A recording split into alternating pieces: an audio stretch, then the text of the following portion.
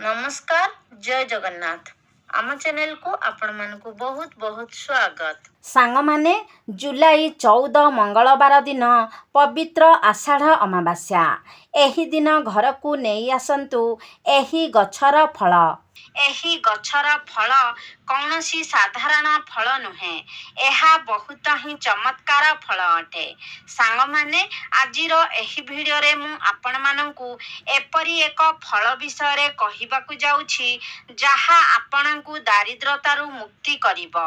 आपणंक जन्म जन्मांतरर दारिद्रताकु एहा समाप्त करिदेबो एवं आपणंकु महाधनी बनाइबारे एही फल आपणंकु साहाଯ୍ୟ करिवो। तेबे सांग माने एही फलटिकु आपण माने समस्ते बहुत भल भाबरे निश्चित भाबरे जानिथिबे। तेबे एही फलटी हेउछि डिमिरी फल। एही डिमिरी फलकु प्रभु नृसिंहकर आशीर्वाद प्राप्त होइछि। एही गछर प्रत्येक डालरे माँ लक्ष्मी स्वयं विराजमान करिथांती। अमावास्या दिन एही फल रंककु राजारे मध्य परिणत करि देई पारे। एही फल आपणक भाग्यकु बदलाई देई पारे। तेबे सांग माने एही गछटिकु किपरि भगवान नृसिंहकर वरदान प्राप्ति हेला ताहा आसंतु प्रथमे जानिबा। एहार फल किपरि आपणकर दारिद्रताकु दूर करि पारे एवं केउ भली भाबरे आपण एहाकु आनिबा उचित एवं एहार प्रयोग करिबा उचित जहा फलरे आपण गरीबरु धनी बनि पारिबे। सेथिपाई आपण भिडियोटिकु स्किप न करी शेष पर्यंत निश्चय देखंतु। सांग माने आपण माने समस्ते ए कथा जानंती भक्त प्रहलादकु बंचाइबा पाई श्रीहरि विष्णु नृसिंह अवतार नेइथिले एवं हिरण्यकश्यपर वध करिथिले। तेबे भक्त प्रहलादंकर रक्षा पाई प्रभु नृसिंह निजर नख द्वारा हिरण्यकश्यपर वध करिथिले एवं निजर नख द्वारा हिरण्यकश्यपर वध करिबा द्वारा प्रभुंक हाथ कुंडाई हेबाकु लागिला एवं निजर हातर कुंडाई हेबाकु शांत करिबा पाई प्रभु नृसिंह उपचार खोजिबाकु लागिले एवं उपचार न मिलिबारु हठात करी प्रभु नृसिंहंकु रास्ता कड़रे एक डिमिरी गछ देखागला। निजर हस्त कुंडाई हेबारु बंद करिबा पाई प्रभु नृसिंह निजर संपूर्ण नख एवं हाथकु डिमिरी गछ मध्यरे दबाई देले। एहा फलरे तांकर कुंडाई हेबा तो शांत होइगला किंतु डिमिरी गछकु जंत्रणा हेला एवं डिमिरी गछ प्रभु नृसिंहंकु कहिबाकु लागिला, हे प्रभु आपणंक निजर कुंडाई हेबाकु बंद करिदेले किंतु मोर शरीर घारे भरीगला। मते वर्तमान जंत्रणा हेउछि एवं असुरर रक्त मो शरीर रे लागिबा कारणरु मोर शरीर मध्य अपवित्र होइगला। दया करी आपण मते एही कष्टरु मुक्त करंतु। तापरे प्रभु नृसिंह डिमिरी गछ उपरे प्रसन्न होई डिमिरी गछकु आशीर्वाद देले जे तुमे अन्य मानकर दुखकु कष्टकु दूर करि पारिबो। एहा सहित मु एवं लक्ष्मी आपणक शरीर रे सर्वदा निवास करिबु। सेही दिन ठारु श्रीहरि विष्णु एवं माँ लक्ष्मी डिमिरी गछरे निवास करिथांती। प्रभु नृसिंहंक द्वारा डिमिरी गछकु आउ एक वरदान मध्य प्राप्त होइछि जे डिमिरी गछ पाख देई बा डिमिरी गछ मूल देई जदि कौनसी भी शव यात्रा करिकी नियाजिब तो एहार समस्त पुण्य फल डिमिरी गछकु चलीजिब। तेबे एबे आसंतु जानिबा डिमिरी गछर किछि चमत्कारी उपाय विषय जेउ उपाय गुड़िक पालन करी जे कौनसी भी व्यक्ति धनी व्यक्ति रे परिणत होई पारिबो, निजर दुर्भाग्य को दूर करि पारिबे। तेबे सेथिपाई आपण गोटिए लाल रंगर कागज नियंतु एवं डिमिरी फलर क्षीर रे बा पत्रर क्षीर रे आपण सेही लाल कागज उपरे एक स्वस्तिकर चिन्ह आंकंतु। तेबे एही उपायटिकु आपणकु अमावास्या किंबा पूर्णिमा तिथि रे करिबार अछि।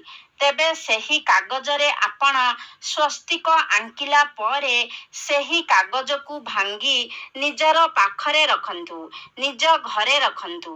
ଦେଖିବେ ଧୀରେ ଧୀରେ ଆପଣଙ୍କର ଦୁର୍ଭାଗ୍ୟ ଦୂର ହୋଇଯିବ ଏବଂ ଧୀରେ ଧୀରେ ଆପଣ ଉନ୍ନତିର ସିଡ଼ି ଚଢ଼ିବାକୁ ଲାଗିବେ। ଏହାକୁ ଯଦି ଆପଣ ଧନ ରଖୁଥିବା ସ୍ଥାନରେ ରଖନ୍ତି ତ ଆପଣଙ୍କ ଧନରେ ଅଭିବୃଦ୍ଧି ହୋଇଥାଏ।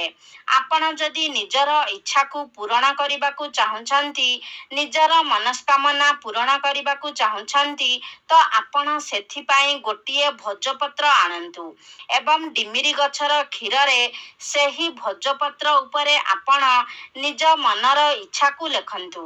ତାପରେ ସେହି ପତ୍ରକୁ ଆପଣ ଜଳରେ ପ୍ରବାହିତ କରିଦିଅନ୍ତୁ। ଖୁବ୍ ଶୀଘ୍ର ହିଁ ଆପଣଙ୍କ ସେହି ଇଚ୍ଛା ପୂର୍ଣ୍ଣ ହୋଇଯିବ। ସାଙ୍ଗମାନେ, ଯଦି ସନ୍ଧ୍ୟା ସମୟରେ ଆପଣ ନିଜ ଘରକୁ ଡିମିରି ଫଳ ଆଣି ନିଜର ପୂଜା ଘରେ, ନିଜର ଚାଉଳ ରଖୁଥିବା ଜାଗାରେ, ଡାଲି ରଖୁଥିବା ଜାଗାରେ, ନିଜର ଧନ ରଖୁଥିବା ଜାଗାରେ, ଏସବୁ ଜାଗାରେ ଗୋଟିଏ ଗୋଟିଏ ଡିମିରି ଫଳ ରଖିଦିଅନ୍ତି ତ ମା ଲକ୍ଷ୍ମୀ ଆପଣଙ୍କ ଗୃହରେ ସ୍ଥାୟୀ ନିବାସ କରିଥାନ୍ତି। ସାଙ୍ଗମାନେ, ଯଦି ଆପଣଙ୍କର କାର୍ଯ୍ୟକ୍ଷେତ୍ରରେ ଅନେକ ବାଧାବିଘ୍ନ ଆସୁଛି, ଅନେକ ଚେଷ୍ଟା ପରେ ମଧ୍ୟ ଆପଣଙ୍କୁ ସଫଳତା ମିଳିପାରୁନାହିଁ, ତ ଆପଣଙ୍କର କାର୍ଯ୍ୟକ୍ଷେତ୍ରରେ ଯଦି ଆପଣ ଗୋଟିଏ ଲାଲ ରଙ୍ଗର ଚୁନରିରେ ଏହି ଡିମିରି ଫଳକୁ ବାନ୍ଧିକି ରଖନ୍ତି ତ ଆପଣଙ୍କୁ ଆପଣଙ୍କ କାର୍ଯ୍ୟକ୍ଷେତ୍ରରେ ସଫଳତା ମିଳିବ। ଏବଂ ଯଦି ଆପଣ ଏହାକୁ ନିଜର ଘରେ ରଖନ୍ତି ତ ଘରେ ମଧ୍ୟ ଆପଣଙ୍କର ଉନ୍ନତି ହେବ। ଯଦି ଏହାକୁ ନିଜର ଦୋକାନରେ ରଖନ୍ତି ତ ଆପଣଙ୍କର ଗ୍ରାହକ ବଢ଼ିବେ ଏବଂ ଆପଣଙ୍କୁ ଅଧିକ ଲାଭ ପ୍ରାପ୍ତି ହେବ। ଯଦି ଏହାକୁ ଲାଲ କପଡ଼ାରେ ବାନ୍ଧି ଆପଣ ନିଜର ଧନ ରଖୁଥିବା ସ୍ଥାନରେ ରଖନ୍ତି ତ ଆପଣଙ୍କର ଧନରେ ଅଭିବୃଦ୍ଧି ହୋଇଥାଏ। ତେବେ ମନେ ରଖନ୍ତୁ, ଏହାକୁ ଅମାବାସ୍ୟା କିମ୍ବା ପୂର୍ଣ୍ଣିମା ତିଥିରେ ଆଣିବା ହିଁ ସବୁଠାରୁ ଅଧିକ ଲାଭପ୍ରଦ ହୋଇଥାଏ। ସାଙ୍ଗମାନେ, ଆପଣ ଡିମିରିର ଫଳ ଦ୍ୱାରା ଧନ ପ୍ରାପ୍ତି ପାଇଁ କିଛି ବିଶେଷ ଉପାୟ ମଧ୍ୟ କରିପାରିବେ। ଯଦି ଆପଣ ଏହାର 2ଟି ଫଳ ଆଣି ନିଜର ଘରେ ରଖନ୍ତି ତ ଏହାଦ୍ୱାରା ଆପଣଙ୍କ ଗୃହରେ ଧନର ଅଭିବୃଦ୍ଧି ହୋଇଥାଏ। ଏହା ସହିତ ଯଦି ଆପଣ ଡିମିରି ଗଛର ଛାଲିକୁ ଆଣି ଲାଲ କପଡ଼ାରେ ବାନ୍ଧି ତାକୁ ମା ଲକ୍ଷ୍ମୀଙ୍କ ସାମ୍ନାରେ ରଖନ୍ତି, ଆପଣଙ୍କ ଘରେ ଆପଣ ଯଦି ମା ଲକ୍ଷ୍ମୀଙ୍କର ପ୍ରତିମା ରଖିଛନ୍ତି କିମ୍ବା ଫଟୋ ଚିତ୍ର ରଖିଛନ୍ତି, ସେହି ସାମ୍ନାରେ ଆପଣ ତାକୁ ରଖନ୍ତି ତ ଏହାଦ୍ୱାରା ଆପଣଙ୍କ ଗୃହରେ ମା ଲକ୍ଷ୍ମୀଙ୍କର ସ୍ଥାୟୀ ନିବାସ ହୋଇଥାଏ। ମାନାଯାଏ ଯେ ଏହି ଡିମିରି ଗଛରେ ପ୍ରଭୁ ଲକ୍ଷ୍ମୀ ନାରାୟଣଙ୍କର ବାସ ହେବା ସହିତ କୁବେର ଦେବତାଙ୍କର ମଧ୍ୟ ବାସ ହୋଇଥାଏ। ସେଥିପାଇଁ ଆପଣ ପ୍ରତ୍ୟେକ ଦିନ ଯଦି ଡିମିରି ଗଛ ମୂଳରେ ଜଳ ଅର୍ପଣ କରନ୍ତି ଏବଂ ପ୍ରତ୍ୟେକ ଦିନ ଧନ ପ୍ରାପ୍ତି ପାଇଁ ଡିମିରି ଗଛ ମୂଳରେ ଶୁଦ୍ଧ ଘିଅର ଦୀପ ଜାଳନ୍ତି ତ ଏହା ବହୁତ ହିଁ ଶୁଭ ମାନାଯାଇଥାଏ। ଏହା ବ୍ୟତୀତ ଯଦି ପ୍ରତ୍ୟେକ ଦିନ ଆପଣ ଡିମିରି ଗଛ ମୂଳରେ ଦୀପ ଜାଳନ୍ତି ତ ଆପଣଙ୍କ କୁଣ୍ଡଳୀରେ ଶୁକ୍ର ଗ୍ରହ ମଜବୁତ ହୋଇଥାନ୍ତି। ସାଙ୍ଗମାନେ, ଶୁକ୍ର ହେଉଛନ୍ତି ଧନ ଧାନ୍ୟର କାରକ ଗ୍ରହ। ଶୁକ୍ରଙ୍କର ନିୟନ୍ତ୍ରଣ ମା ଲକ୍ଷ୍ମୀଙ୍କ ହାତରେ ରହିଥାଏ। ତେବେ ଯେଉଁ ବ୍ୟକ୍ତିଙ୍କର କୁଣ୍ଡଳୀରେ ଶୁକ୍ର ଗ୍ରହ ମଜବୁତ ସ୍ଥିତିରେ ଥାଆନ୍ତି, ସେହି ବ୍ୟକ୍ତିଙ୍କୁ ଜୀବନରେ ପ୍ରତ୍ୟେକ ପ୍ରକାରର ସୁଖ ପ୍ରାପ୍ତି ହୋଇଥାଏ। ସମସ୍ତ ପ୍ରକାରର ଭୌତିକ ସୁଖ ପ୍ରାପ୍ତି ହୋଇଥାଏ ଏବଂ ସେହି ବ୍ୟକ୍ତି ସମାଜରେ ଜଣେ ଧନୀ ବ୍ୟକ୍ତି ହିସାବରେ ପ୍ରତିଷ୍ଠିତ ହୋଇଥାଏ। ଧନଜନିତ ସମସ୍ତ ନିର୍ଣ୍ଣୟରେ ତାଙ୍କୁ ସଫଳତା ମିଳିଥାଏ। କିନ୍ତୁ ଯେଉଁ ବ୍ୟକ୍ତିଙ୍କର କୁଣ୍ଡଳୀରେ ଶୁକ୍ର ଗ୍ରହ ଦୁର୍ବଳ ସ୍ଥିତିରେ ଥାଆନ୍ତି, ସେହି ବ୍ୟକ୍ତିଙ୍କୁ ପ୍ରତ୍ୟେକ କ୍ଷେତ୍ରରେ ଦାରିଦ୍ରତାର ସାମ୍ନା କରିବାକୁ ପଡ଼ିଥାଏ। ଆର୍ଥିକ ମାନ୍ଦାବସ୍ଥା ଦେଇ ଗତି କରିବାକୁ ପଡ଼ିଥାଏ।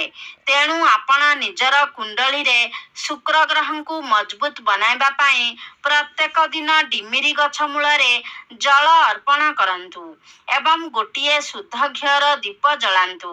ଏହା ବ୍ୟତୀତ ଶୁକ୍ର ଗ୍ରହକୁ କୁଣ୍ଡଳୀରେ ମଜବୁତ ବନାଇବା ପାଇଁ ଆପଣ ଶୁକ୍ରବାର ଦିନ ଡିମିରି ଗଛର ଯେଉଁ ସବୁ କାଠ ରହିଥାଏ ସେହି କାଠରେ ମଧ୍ୟ ଆପଣ ଯଜ୍ଞ କରିପାରିବେ, ଯାହା ଫଳରେ ଆପଣଙ୍କ କୁଣ୍ଡଳୀରେ ଶୁକ୍ରଙ୍କର ସ୍ଥିତି ମଜବୁତ ରହିବ। ସାଙ୍ଗମାନେ, ଆପଣମାନେ ଚାହିଁଲେ ଡିମିରି ଗଛର ଚେରକୁ ଆପଣ ଚାନ୍ଦିର ତାବିଜରେ ପୂରାଇ ମଧ୍ୟ ନିଜ ଶରୀରରେ ଧାରଣ କରିପାରିବେ, ଯାହା ଫଳରେ ଆପଣଙ୍କ ଉପରେ ଖରାପ ନଜର ଲାଗିବ ନାହିଁ। ଯଦି କୌଣସି ବ୍ୟକ୍ତି ଆପଣଙ୍କ ଉପରେ କଳା ଯାଦୁ କିମ୍ବା ତନ୍ତ୍ର ବିଦ୍ୟାର ପ୍ରୟୋଗ କରିଛି, ସେସବୁ ଖଣ୍ଡନ ହୋଇଯିବ। କିମ୍ବା ଯଦି କୌଣସି ନକାରାତ୍ମକ ଶକ୍ତିର ପ୍ରଭାବ ଆପଣଙ୍କ ଶରୀର ଭିତରେ ରହୁଛି, ବାରମ୍ବାର ଆପଣଙ୍କୁ ଭୟ ଲାଗୁଛି, ତ ସେସବୁ ସମସ୍ୟା ମଧ୍ୟ ଦୂର ହୋଇଯିବ। ଏହା ସହିତ ଆପଣଙ୍କ ଉପରେ ମା ଲକ୍ଷ୍ମୀଙ୍କର ଆଶୀର୍ବାଦ ମଧ୍ୟ ବନି ରହିବ, ଯାହା ଫଳରେ ଆପଣ ନିଜ ଜୀବନରେ ପ୍ରତ୍ୟେକ କ୍ଷେତ୍ରରେ ସଫଳ ହେବା ସହିତ ଆପଣଙ୍କର ଆର୍ଥିକ ଉନ୍ନତି ମଧ୍ୟ ହେବ। ଗୃହରେ ଧନ ଧାନ୍ୟ ସୁଖ ସମୃଦ୍ଧିରେ ବୃଦ୍ଧି ହେବ। ସାଙ୍ଗମାନେ, ଆପଣଙ୍କ ପ୍ରେମ ଜୀବନରେ ସଫଳତା ପାଇବା ପାଇଁ ଏବଂ ଯଦି ଆପଣଙ୍କର ଭୂମି ଜମିରେ କୌଣସି ସମସ୍ୟା ରହିଛି, ସେସବୁକୁ ଦୂର କରିବା ପାଇଁ ଆପଣ କୌଣସି ବି ମାସର ଶୁକ୍ଳପକ୍ଷ ପଡ଼ୁଥିବା ଶୁକ୍ରବାର ଦିନ ଏହି ଡିମିରି ଗଛର ଚେରକୁ ଘରକୁ ନେଇ ଆସନ୍ତୁ ଏବଂ ଗଙ୍ଗା ଜଳରେ ଏହାକୁ ଧୋଇ ନିଅନ୍ତୁ। ତାପରେ ନିଜର ଇଚ୍ଛାକୁ ପ୍ରକାଶ କରି ସେହି ଚେରକୁ ଆପଣ ଚାନ୍ଦିର ତାବିଜରେ ପୂରାଇ ନିଜର ଗଳାରେ କିମ୍ବା ହାତରେ ଧାରଣ କରନ୍ତୁ। ଏପରି କରିବା ଦ୍ୱାରା ଯଦି ଆପଣ ପ୍ରେମ ବିବାହ କରିବାକୁ ଚାହୁଁଛନ୍ତି ଏବଂ ପ୍ରେମ ବିବାହରେ ବାଧା ଆସୁଛି, ତ ସେହି ସବୁ ବାଧା ଦୂର ହୋଇଯିବ। ଏବଂ ଯଦି ଆପଣଙ୍କର ଭୂମି ଜମି ସହ ଜଡ଼ିତ କିଛି ସମସ୍ୟା ରହିଛି, ତ ସେସବୁ ମଧ୍ୟ ଆପଣଙ୍କର ସମାଧାନ ହୋଇଯିବ। ତେବେ ସାଙ୍ଗମାନେ, ବୃକ୍ଷଲତା ଗୁଡ଼ିକ ଆମ ଜୀବନରେ ବହୁତ ଅଧିକ ମହତ୍ତ୍ୱ ରହିଥାଏ। ଏହି ବୃକ୍ଷଲତା ଗୁଡ଼ିକ ଆମ ପାଇଁ ଈଶ୍ୱରଙ୍କର ଏପରି ବରଦାନ ଅଟନ୍ତି, ଯେଉଁମାନେ କି ଆମେ ବଞ୍ଚିବାର ମୂଳ କାରଣ ଅଟନ୍ତି। କାରଣ ଆମେ ବଞ୍ଚିବା ପାଇଁ ଯେଉଁ ଅମ୍ଳଜାନ ଗ୍ରହଣ କରିଥାଉ, ତାହା ଆମେ ଗଛଠାରୁ ହିଁ ପାଇଥାଉ ଏବଂ ଆମଠାରୁ ଯେଉଁ ବିଷାକ୍ତ ଗ୍ୟାସ୍ ବାହାରିଥାଏ, ଯାହାକୁ କି ଅଙ୍ଗାରକାମ୍ଳ କୁହାଯାଇଥାଏ, ତାହା ଗଛ ଆମଠାରୁ ଗ୍ରହଣ କରିଥାଏ ଏବଂ ଆମକୁ ଅମ୍ଳଜାନ ପ୍ରଦାନ କରିଥାଏ। ଏହା ବ୍ୟତୀତ ଆମଠାରୁ ସମସ୍ତ ନକାରାତ୍ମକ ଉର୍ଜା ଗୁଡ଼ିକ ମଧ୍ୟ ଗଛ ନିଜ ଉପରକୁ ନେଇ ଯାଇଥାଏ। ସାଙ୍ଗମାନେ, ଆପଣମାନେ ଜାଣିଥିବେ, ଆମେ ଯେଉଁ ଆମ ଘର ପାଖରେ ଘର ଭିତରେ ଗଛ ଲଗାଇଥାଉ, ଯଦି ଆମ ଉପରକୁ କୌଣସି ବଡ଼ ବିପଦ ଆସିବାର ଥାଏ, ତେବେ ଗଛ ତା ନିଜ ଉପରକୁ ନେଇ ଯାଇଥାଏ। ବେଳେ ବେଳେ ଆପଣ ଦେଖିଥିବେ, କୌଣସି ଗଛ ହଠାତ୍ କରି ଶୁଖି ଯାଇଥାଏ। ବିନା କୌଣସି କାରଣରେ ଗଛଟି ମରି ଯାଇଥାଏ। ଏହାର ଅର୍ଥ, ଯେଉଁ ବିପଦ ଆପଣଙ୍କ ଉପରକୁ ଆସିବାର ଥିଲା, ସେହି ବିପଦ ଗଛଟି ନିଜ ଉପରକୁ ନେଇ ଯାଇଥାଏ। ତ ଗଛଲତା ଗୁଡ଼ିକର ମହତ୍ତ୍ୱ ଆମ ଜୀବନରେ ବହୁତ ଅଧିକ ରହିଥାଏ। ଆମ ଜୀବନରେ ଚାଲିଥିବା ଅନେକ ଗୁଡ଼ିଏ ସମସ୍ୟାକୁ ଦୂର କରିବା ପାଇଁ ଗଛ ଆମକୁ ସାହାଯ୍ୟ କରିଥାଏ।